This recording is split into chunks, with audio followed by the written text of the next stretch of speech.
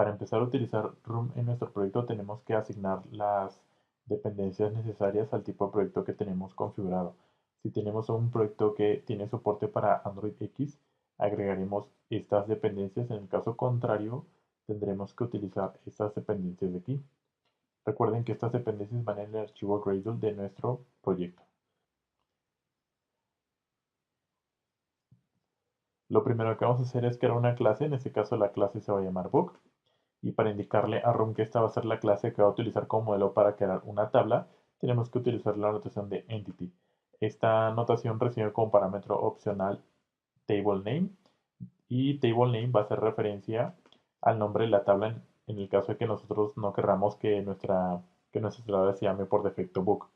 Lo siguiente que tenemos que hacer es agregar el atributo que va a ser llave primaria. En este caso nuestro atributo es ID y es el tipo entero.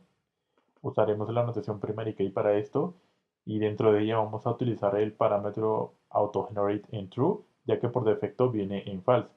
Esto nos va a servir para que Room se encargue automáticamente de crear una llave primaria para nuestra tabla. Si nosotros queremos renombrar ese atributo ID a cualquier otro nombre, por ejemplo, aquí tenemos que no queremos que se llame por defecto ID, sino que se llame Book ID, tenemos que utilizar la notación de column info, que va a recibir como parámetro name y el nombre del atributo en este caso. También también podemos usar la notación ignore. Esta notación nos sirve precisamente para ignorar un atributo de la tabla, ya que recuerden que este va a ser el modelo que va a utilizar Room para generar la tabla, pero no quiere decir que nosotros no lo podemos utilizar para otra cosa. Por lo tanto, todos aquellos atributos que no van a ser parte de la tabla, pero que nos van a servir a nosotros en nuestra aplicación, tienen que ir con la notación ignore. Tenemos que tener también un constructor vacío.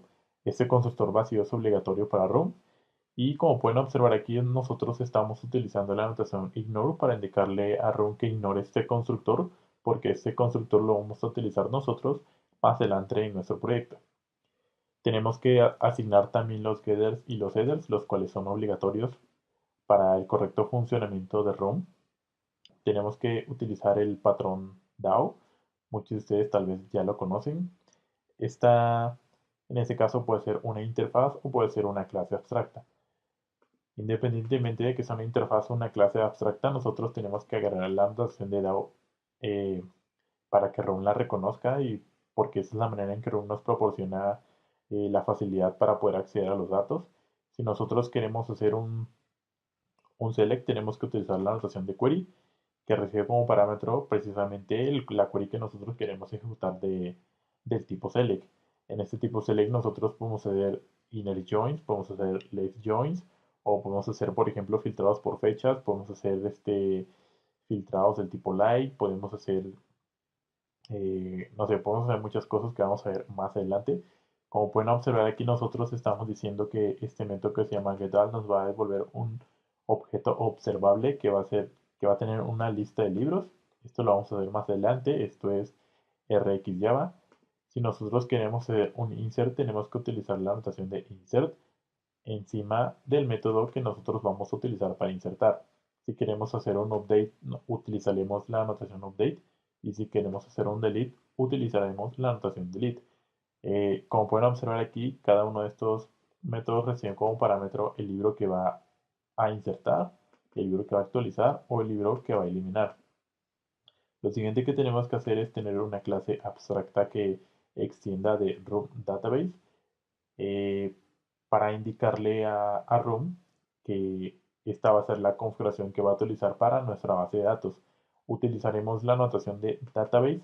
Dentro de esta notación nosotros vamos a tener que asignar en este caso, el atributo entities, que va a ser igual a un arreglo. Este arreglo va a contener todas las clases que nosotros definimos anteriormente para que Room genere las tablas. Lo siguiente que tenemos que hacer es asignar la versión de la base de datos, y dentro de esta clase vamos a tener dos cosas. La primera va a ser una variable de la clase AppDatabase para manejar un singleton, y la segunda va a ser que para cada para cada DAO que nosotros querramos manipular en la base de datos, tenemos que generar un método abstracto en donde la firma del método va a ser el DAO que nosotros queremos manipular.